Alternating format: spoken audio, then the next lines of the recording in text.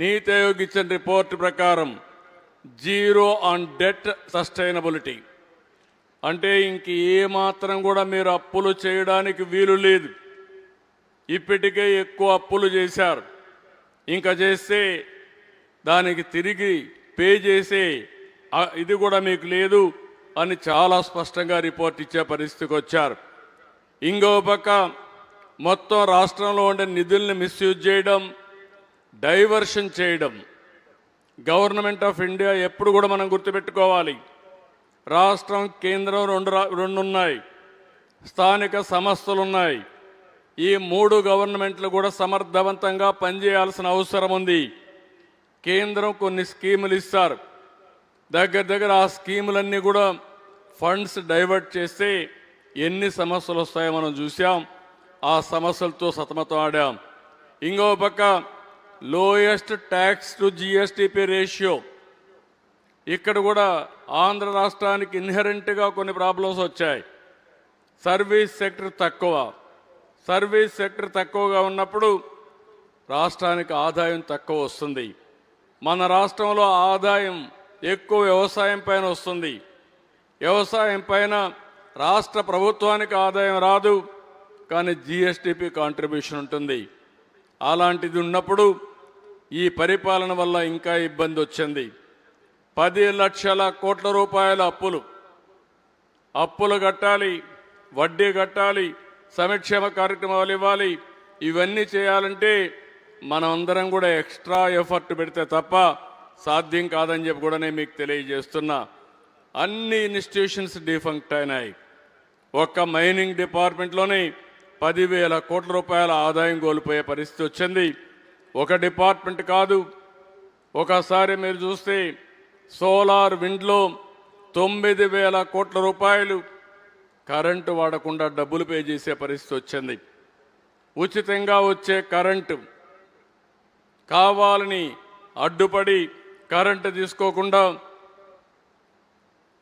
ఇష్టానుసారంగా చేస్తే కోర్టు ద్వారా వాళ్ళకి డబ్బులు వెళ్ళాయి, కానీ రాష్ట్రంలో మాత్రం 9,000 కోట్ల రూపాయలు నష్టపోయే పరిస్థితికి వచ్చాం.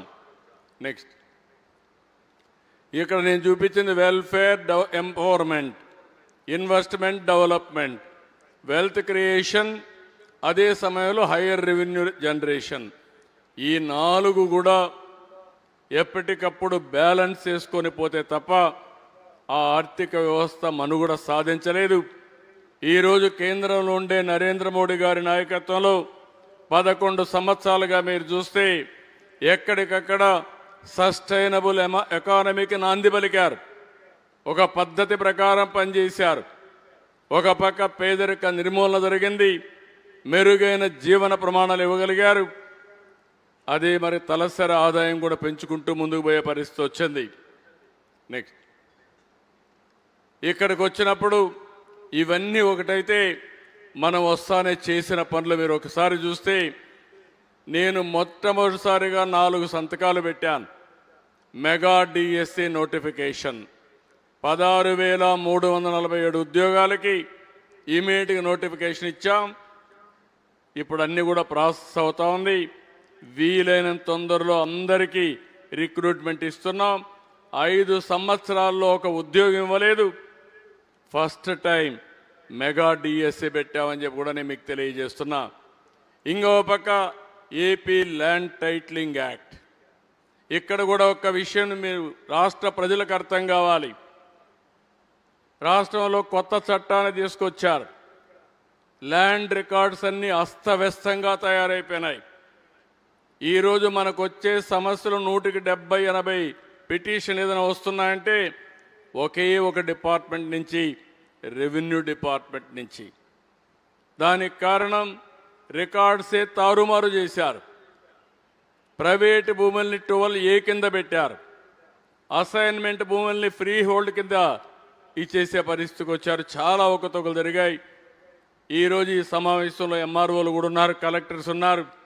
రాబోయే 1 సంవత్సరం దీని మీద డెడికేషన్తో పనిచేసి ల్యాండ్ రికార్డ్స్ అన్ని ప్యూరిఫై చేసి ఎవరైతే అర్హులున్నారో వారందరికీ ల్యాండ్ రికార్డ్స్ ఇవ్వడమే కాకుండా బ్లాక్ చైన్లో కూడా పెట్టి భవిష్యత్తులో ఎవ్వరూ ట్యాంపర్ చేయకుండా ఫుల్ ప్రూఫ్గా ఇచ్చే బాధ్యత మనం తీసుకోవాల్సిన అవసరం ఉంది.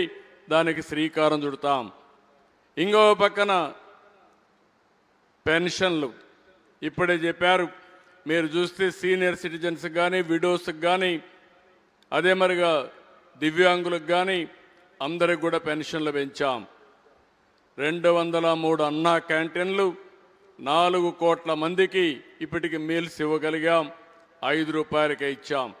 ఈ 4 మొదటి రోజు చేసిన సంతకాలు అవన్నీ కూడా పూర్తి చేశాం.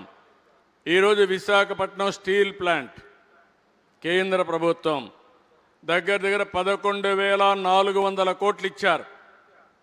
ఇది అసాధ్యమనుకున్న పని.